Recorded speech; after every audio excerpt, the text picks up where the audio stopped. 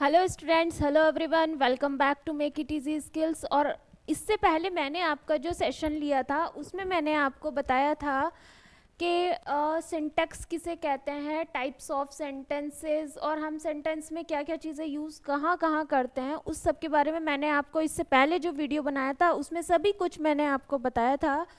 तो आज मैं आप सब लोगों के सामने उससे आगे की चीज़ें जो हैं उसके बारे में बात करूंगी, जैसे क्लॉज के बारे में, ताकि हमें पता होना चाहिए कि क्लॉज का यूज़ हम कहाँ कहाँ करते हैं और किस किस टाइप के क्लॉज होते हैं। ठीक है, तो फर्स्ट हम देखते हैं क्लॉज। फर्स्ट हम यहाँ पर पढ़ते हैं क्लॉज।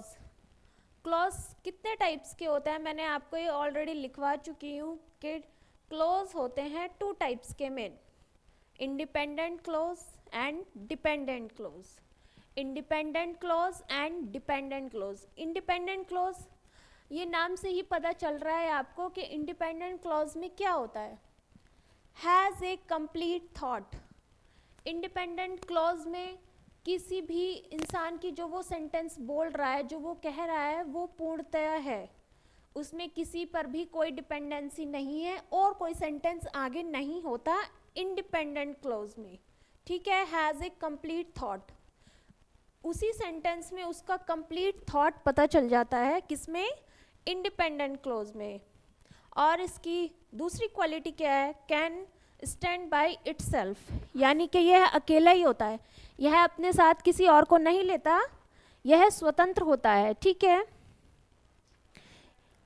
नेक्स्ट देखते हैं। नेक्स्ट है डिपेंडेंट क्लॉज। डिपेंडेंट क्लॉज ये क्या है, हैज़ एन इनकम्प्लीट थॉट, इसकी थॉट, इसके विचार या ये जो कुछ भी कह रहा है वो सब कैसा होता है, इनकम्प्लीट, यानी कि अधूरा रहता है। इसका मतलब ये है कि वो किसी और सेंटेंस पर आश्रित है, किसी और सेंटेंस पर निर्भर है, यानी कि ये अपने में पूर्ण नहीं होता है। ठीक है, can not stand by itself. ठीक है, यह स्वयं में नहीं होता है, इसको किसी दूसरे सेंटेंस की ज़रूरत होती है, तभी ये सेंटेंस पूर्ण होता है, कंप्लीट होता है। ठीक है, अब आपको पता चल गए हैं टाइप ऑफ क्लॉज, यानी कि two types of clause, independent clause and dependent clause. अब देखते हैं हम कोऑर्डिनेट क्लॉज। कोऑर्डिनेट क्लॉज क्या होता है, गिव्स ए कंप्लीट सेंस, यानी कि जो कुछ भी बोला जा रहा है उसमें, उसी सेंटेंस में उसका कंप्लीट सेंटेंस कंटेन है, निहित है, उसी में जो कुछ भी बोल रहा है वो कंप्लीट है। It start with correlate conjunction, और यह कैसे स्टार्ट होता है, कोरिलेट कंजंक्शन से।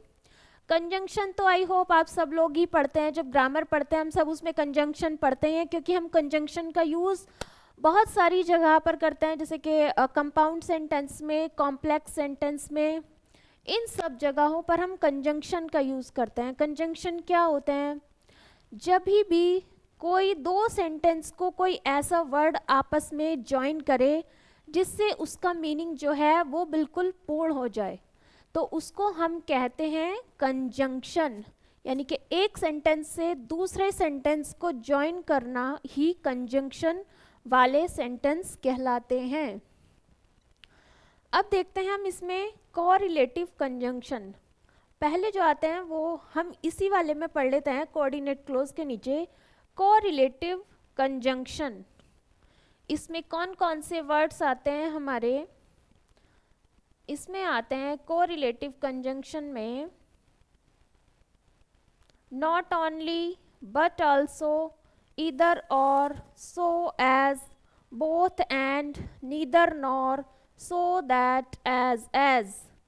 ये सब जितने भी कंजंक्शन के वर्ड हैं ये कहलाते हैं हमारे कोरिलेटिव कंजंक्शन, यानी कि इन सब का यूज़ करके हम एक सेंटेंस को पूर्ण बना सकते हैं। ठीक है, जैसे कि हम ये भी देखते हैं कि कंपाउंड और कॉम्प्लेक्स के सेंटेंसेस दोनों अलग होते हैं, और कंपाउंड यानी कि डिपेंडेंट क्लॉज को ही हम सबऑर्डिनेट भी कहते हैं। ठीक है, क्या कहते हैं हम, सबऑर्डिनेट। जैसे इंडिपेंडेंट क्लॉज को हम और क्या क्या कहते हैं, इंडिपेंडेंट क्लॉज यानी कि वो स्वतंत्र है तो वो क्या हुआ, स्वतंत्र है तो वो क्या हुआ, मेन क्लॉज, स्वतंत्र है तो वो क्या हुआ, मेन क्लॉज। और प्रिंसिपल क्लॉज यानी कि इंडिपेंडेंट क्लॉज को हम कहते हैं मेन क्लॉज, प्रिंसिपल क्लॉज। अब जैसे कि हम आगे देखते हैं, जिसे हम डिपेंडेंट क्लॉज को और क्या कहते हैं, सबऑर्डिनेट क्लॉज। डिपेंडेंट क्लॉज को और हम कहते हैं सबऑर्डिनेट क्लॉज। तो आपने यहाँ पर देखा कि कोरिलेटिव कंजंक्शन में ये सब वर्ड्स आते हैं जिससे हम अपने सेंटेंस को बनाते हैं, ठीक है। सबऑर्डिनेटिंग कंजंक्शन, यहाँ पर हम देखेंगे अब सबऑर्डिनेटिंग कंजंक्शन। सबऑर्डिनेटिंग कंजंक्शन कौन कौन से होते हैं, आप ये सब देखिए, ये सब को सबऑर्डिनेटिव कंजंक्शन ही है। ये सारे जितने वर्ड्स लिखे हैं यहाँ से यहाँ तक वो सब सबऑर्डिनेटिव कंजंक्शन है। जैसे कि as soon as, after, though, because, even if, by the time, as soon as, even though, before, unless, until, since, if, in case, when, where, which, whom, who, as much as, यानी कि WH वाले सारे words, और if, because, as soon as much, if, ये सब किस में आते हैं, सबऑर्डिनेटिव कंजंक्शन में। सबऑर्डिनेटिव कंजंक्शन आपको खुद ही इन वर्ड्स को देखकर ही पता चल जाएगा कि इनका यूज कहाँ होता है, किस में होता है इनका यूज, कॉम्प्लेक्स सेंटेंस में। कहाँ होता है इनका यूज, कॉम्प्लेक्स सेंटेंस में, ठीक है। अब हम अपने सेंटेंस में देखते हैं कि इन सेंटेंस को हम कैसे बनाते हैं। जैसे हमारा फर्स्ट है सिंपल सेंटेंस। कौन से सेंटेंस होते हैं सिंपल सेंटेंस, दो sentence have only one independent clause. वो सेंटेंस जिसमें केवल एक ही इंडिपेंडेंट क्लोज होता है वो होते हैं हमारे सिंपल सेंटेंस, यानी कि साधारण वाक्य। इसमें एक ही इंडिपेंडेंट क्लोज होता है, जैसे कि the van turned into the corner, the van turned into the corner, इसमें एक ही सेंटेंस में सारे मीनिंग कंप्लीट हो गया है, एक ही इंडिपेंडेंट क्लोज है, इसीलिए हम इसको कहते हैं simple sentence. I love my brother, मैं अपने भाई से प्यार करती हूँ। शी गोज टू मार्केट, ये सब किस सेंटेंस में आते हैं, सिंपल सेंटेंस में आते हैं ये सारे सेंटेंसेस। जैसे हम दूसरा देखते हैं, दूसरे टाइप के सेंटेंस होते हैं कॉम्प्लेक्स सेंटेंसेस। कौन से होते हैं, कॉम्प्लेक्स सेंटेंसेस। कॉम्प्लेक्स सेंटेंस क्या होते हैं, joined to an independent clause. दो क्लोजेस को आपस में जो जोड़ते हैं, joined to an independent clause. जो दो इंडिपेंडेंट क्लोज को आपस में जोड़ते हैं वो होते हैं हमारे कॉम्प्लेक्स सेंटेंसेस। अब हम देखते हैं यहाँ कंपाउंड सेंटेंस। कंपाउंड सेंटेंस कौन से होते हैं, made up of two independent clause together by coordinating conjunction. Made up of two independent clause, यह किससे बनते हैं, टू इंडिपेंडेंट क्लोज से एक साथ जब इनका यूज होता है बाय कोऑर्डिनेटिंग कंजंक्शन। मैंने आपको पहले भी कोऑर्डिनेटिंग कंजंक्शन लिखवा दिए हैं, उसमें कौन कौन से वर्ड होते हैं, तो वही वर्ड हम अपना यूज करते हैं कंपाउंड सेंटेंसेस में, ठीक है। सबऑर्डिनेटिव कंजंक्शन यानी कि जो सिंपल कॉम्प्लेक्स सेंटेंस में यूज होंगे, और हमारे जो ये कंपाउंड सेंटेंस में होते हैं वो कोऑर्डिनेटिंग कंजंक्शन का यूज किया जाता है वहां पर, ठीक है। अब नेक्स्ट देखते हैं sentences compound complex sentences contain two independent clause that are joined to और मोर डिपेंडेंट क्लोज। वो वाले सेंटेंस जो दो इंडिपेंडेंट क्लोज को या दो डिपेंडेंट क्लोज को आपस में जोड़ते हैं, टू डिपेंडेंट क्लोज को आपस में जोड़ते हैं, वो होते हैं हमारे कंपाउंड कॉम्प्लेक्स सेंटेंसेस। वो होते हैं हमारे कंपाउंड कॉम्प्लेक्स सेंटेंसेस। अब यहाँ देखते हैं हम how we use conjunction.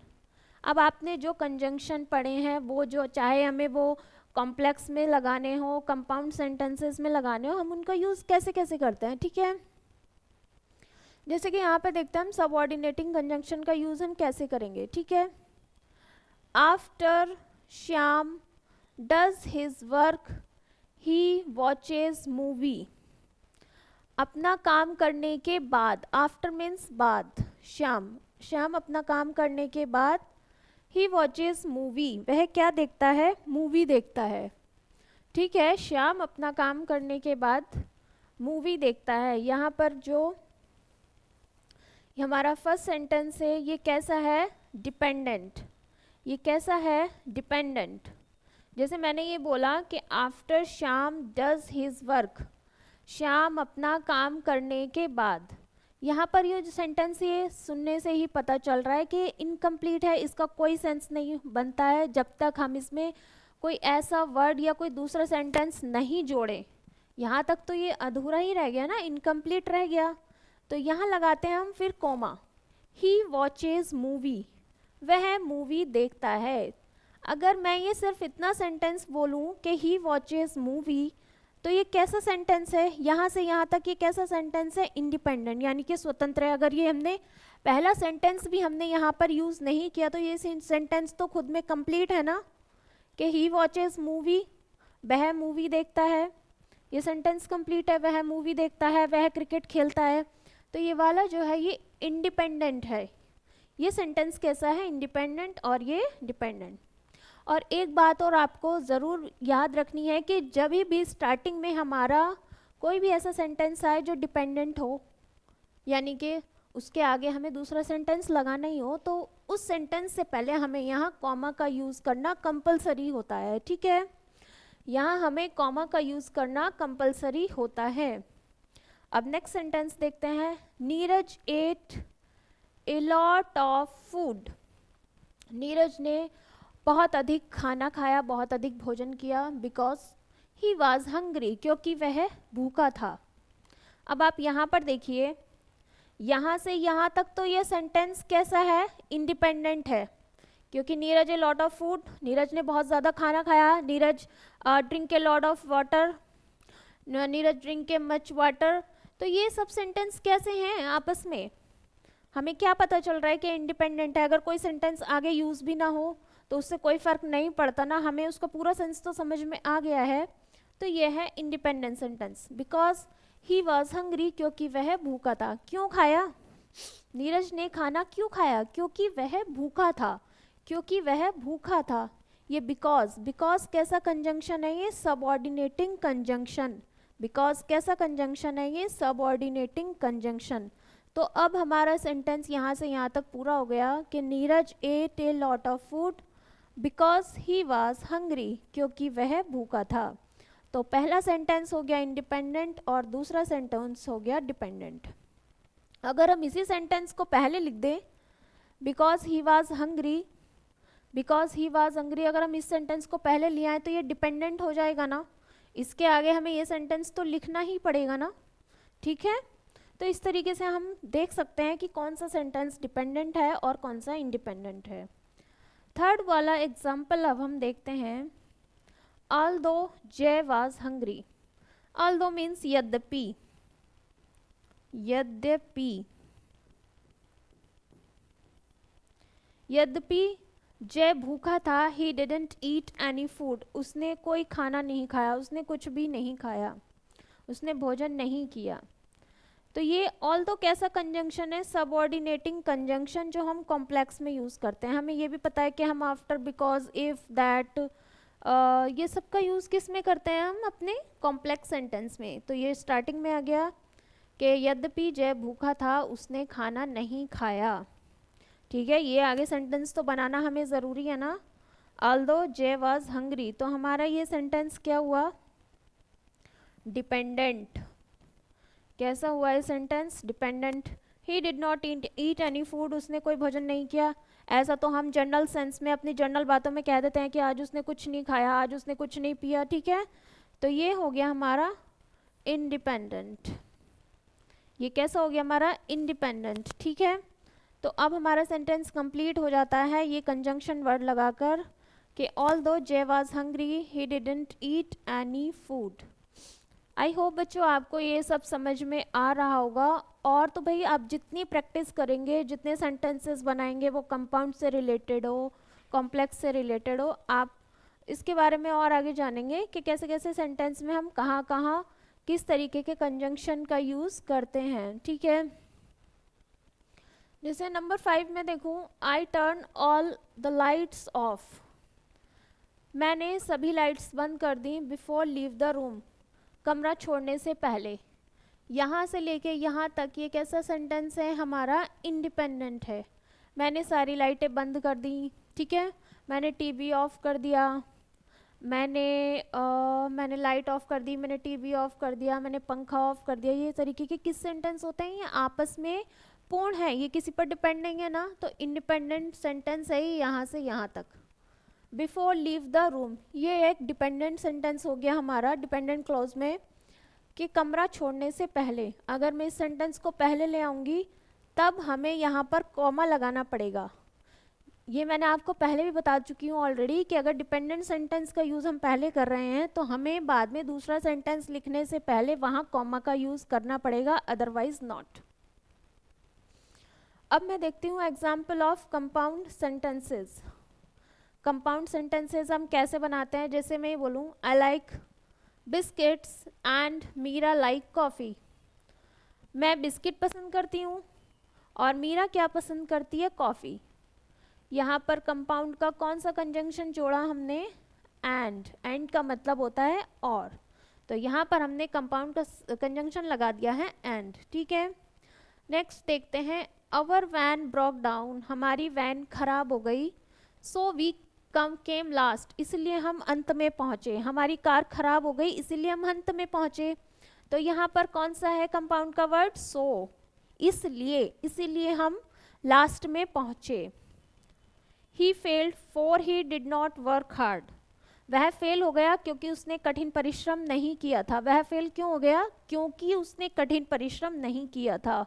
For is also a compound conjunction, so we that use the conjunction for here to make a complete sentence, ठीक है।